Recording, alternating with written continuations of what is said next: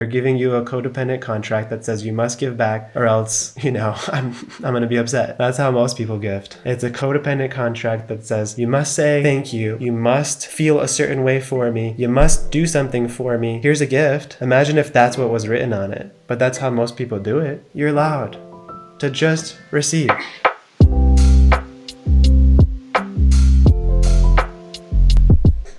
Hi, Amuna.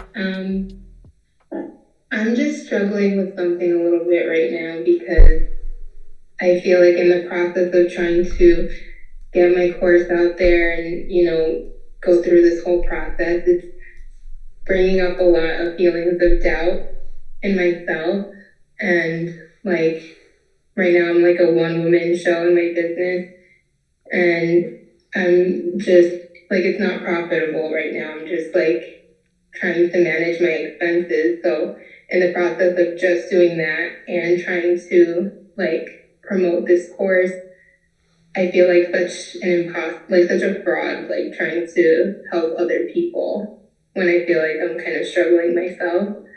And so I guess my question is like, at what point do you feel like you should just take a step back and get to this like so-called place where you feel like you're the right person to help people, or like, you know what I'm trying to say? Yeah, I think so. Or like, do you just keep going knowing that you have something to offer and that you could potentially help someone who's in like a different place? Yeah, I appreciate you sharing first off.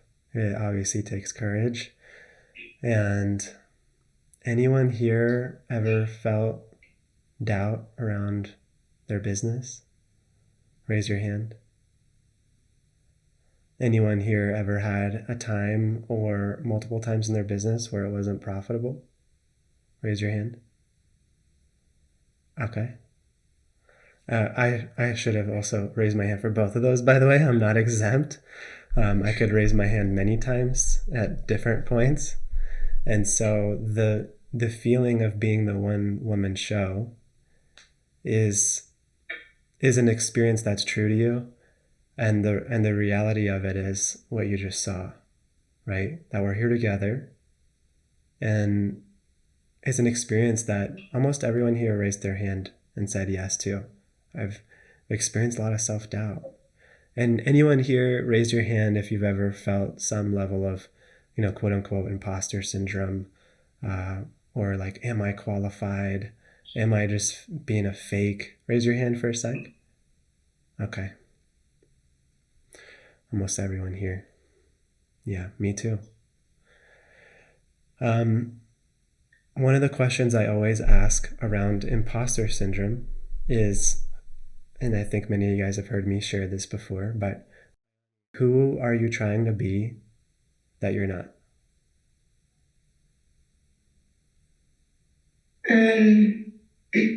Like my my intention is to just help to like help someone just with the things that I've learned myself throughout my process.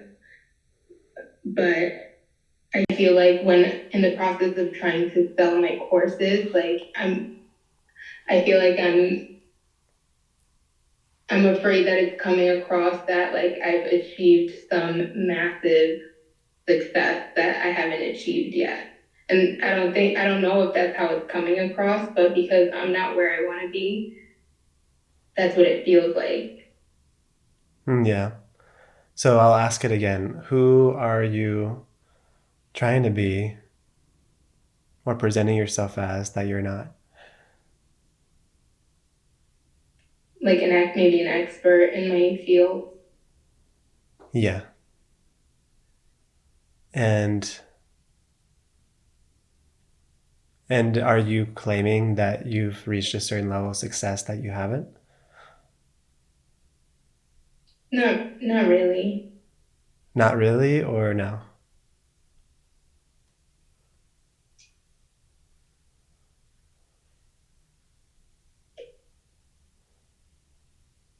I guess the best way to put it is like externally, because I have my two businesses and they're open and they're surviving, like it may appear that it's doing better than it is. And I don't want it to like come across that way. Are you telling people that it's doing better than it is? No, I'm not mentioning how it's doing. Have people asked you and you've avoided it or lied to them? No. Okay. So you're not trying to be anything that you're not, but you have a feeling that because your brick and mortar businesses aren't as profitable as you want them to be, or not as far along as you want them to be, that you're somehow deceiving people and being disingenuous, and that actually you can't help them. Yeah, like I just don't want it to be like I'm like misleading them, right? Because I have these two businesses and I'm trying to teach something, so it may come across that way. Like even though I'm not saying that, I'm not like evading questions or anything like that. Are you My making thing is like, do I just wait until I feel like I'm in a stronger place?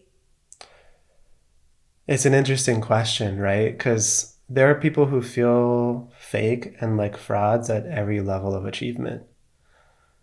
And there are people who feel like they're the shit at every level of disqualification. It's very interesting. There's the dude that, I give this on the sales call all the time, that just took mushrooms in the forest one time and is now a high ticket online healer shaman that can heal all your traumas and is basically guru and God all in one package. And he really feels like his shit is the shit and he's like the Messiah coming along. And I've had some of those on sales calls. I'm like, ugh, ooh, this is difficult. It's difficult for me, right? Which obviously take it with a grain of salt, right? It's a judgment, it's an assumption, it's whatever it is. And so are you making any claims that someone can achieve something that you haven't? No. Okay. If someone were to ask you about your shortcomings, would you tell them? Yes, for sure. Okay, cool. So these are all great questions because you know what? Sometimes there might be parts of how we're presenting, how we're marketing, how we're selling that is disingenuous to some extent, or that is slightly deceptive, or that is made to create an impression that is not wholly true. That is not the most true, I should say. And so far, based on how you've answered, it sounds like your personal presentation and integrity has remained intact. And it's okay if there was slippage, right? We're all here to learn. But there also wasn't slippage. Um, and it's more of like a self-judgment that because you're not where you want to be, you have no right to lead others. Which is a bit harsh, to be honest. Yeah. Would you extend that judgment to like people you know or care about in your life? I mean, I guess it depends on the situation, but like I wouldn't intentionally judge them, but subconsciously, I don't know what I would do. Okay, here's how I see it. Maybe this will help. There are many chapters in the transformation journey that each of us are helping people with. And there's a certain number of chapters you have had to go through in order to even conceive of helping people through this journey as well. Now, as long as there's an appropriate amount of gap between the chapter your prospect is at and the chapter you're at, you can help them move forward in life. That's simple. Yeah. And you don't need to be an expert in selling online courses to tell me, which is a new business that you're starting, by the way, to tell me how to open a brick and mortar salon. Those are two different businesses, one of which you just started. You also don't need to claim that you're going to help them make a $5 million a year salon with 80% profit margins if that's not where you're at. So I think it's really a personal question that you're asking, of searching within yourself to see, do I feel myself congruent in the way I'm presenting? So far, it seems like you do. Am I willing to be honest with where I'm at and where I'm not? It seems like you are. Do I feel like the gap between the chapter of the story I'm at and the chapter of the story the prospect at is large enough for them to gain nuggets and value? That's a question that I'd like to pose to you. Yeah. It just like it comes in waves. Like there I just interviewed someone today for, to join, she would have been my first hire, and like, all those feelings kept rushing to me because, well, for one thing, I felt like even though, I'm not where I want to be, I felt like I had so many things that I could help her with. Like she was just in a very different place, and her mindset was, she just saw things very differently, and I really, really felt like I could lead her. And even though, I'm not where I want to be, like I felt like we would be a really good match for each other. But then when I'm on these sales calls, it just like hits me like this kind of burst, like, oh my God, what are you doing right now? Like who do you think you are? Like all those things. So it comes and goes, but lately it's just been really wearing on me. So I was just hoping to get some wisdom, but I see what you're saying. Can I share something a bit radical? Yeah. Are you sure? Yeah. Okay. There was an exercise that was given to me by one of my first coaches, who I actually really, really appreciate. And they had an experiment where the group of coaching clients was, all together, Los Angeles or Las Vegas, whatever. And the assignment was, you can't take anything with you. You can't contact anyone you know. And let me try to get this right. You have to ask people that don't know you for money in exchange for nothing. In exchange for the joy of giving them the opportunity to give. And you can't come back until you've made $1,000.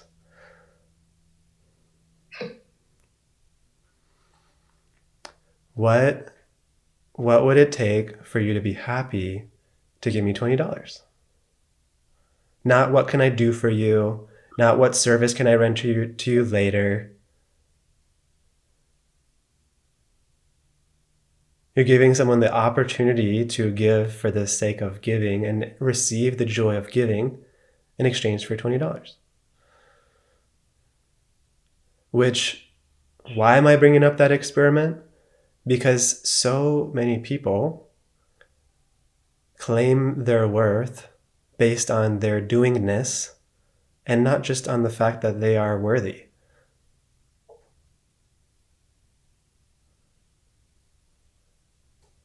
I have to have a certain amount of output, a certain amount of labor, a certain amount of flexing my will to be worthy of money. Now, obviously, I'm not saying run your business this way and just ask people to give you thousands of dollars for the joy of giving you money. But I'm sharing this radical exercise, which is obviously confronting and obviously radical, as a just kind of planting a seed of, well, at what point will you be worthy of receiving? What will it take?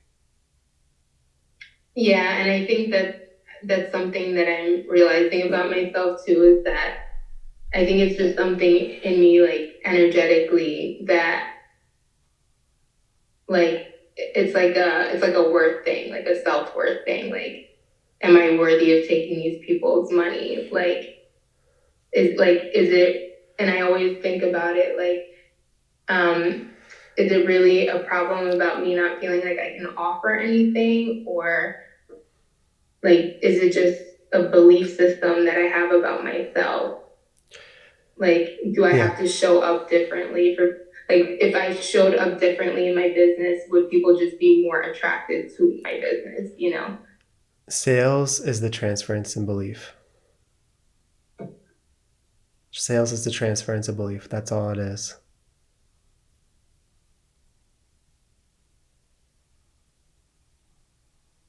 Right? So in one example, your belief in how they can must be stronger than their belief in how they can't. That's why they're reaching out. Mm-hmm. But another example, there must be a certain level. This is why I love actually working with money. Like, because it's such a good mirror. Like, what is money? It's a freaking dead dude on a piece of paper that means absolutely nothing. It's a promissory note that the government says, I promise this has value and you guys can exchange it as currency. But in and of itself, it is nothing. And even digital currency is just ones and zeros flying from one bank account to another, just digital coding. And so if we're not seeing ourselves as valuable, what amount of doing or letter soup by our name with accreditations, certifications,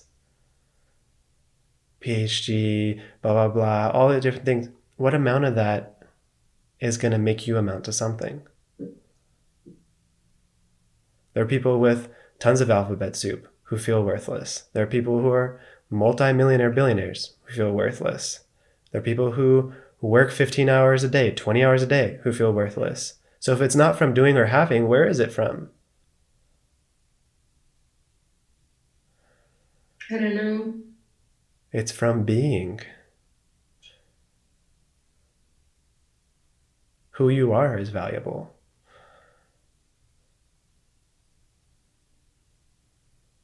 Yeah. So, like, what would you advise someone to do to overcome those feelings that they have to just like earn every every penny, every, like how do you overcome that? If the hardest work was the most valuable thing, the migrant workers of the world would be the billionaires. Yeah, that's true. And it is a difficult concept to separate our havingness and our doingness from where we get our work, or where we get our worth, excuse me. But it is an identity work. Can you picture yourself receiving $20 from a stranger for being you? I'm so happy you're you. Here's $20. Thank you so much. And not feel, oh, I need to do something back. I need to give. That feeling of not being able to receive gifts. There's something I experienced in the monastery when I just felt that urge of like, I need to give in order for me to be able to receive this.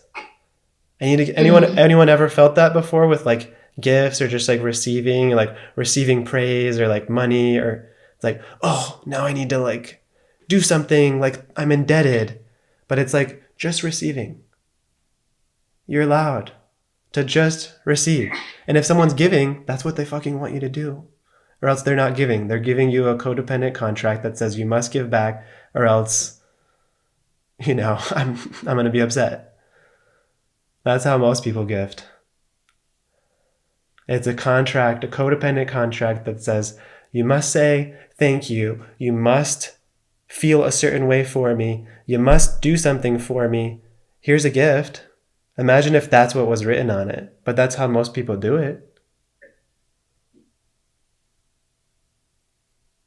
So anyways, I'm just aware of the other questions in the chat right now. Yeah. Thank you so much. I'm appreciating the space that you've opened up for all of us, and hopefully something landed. Yeah, definitely. I'll try to focus on how I can just, lean into just being myself and just letting that be enough. But I really appreciate your words. Thank you. Yeah, you're welcome.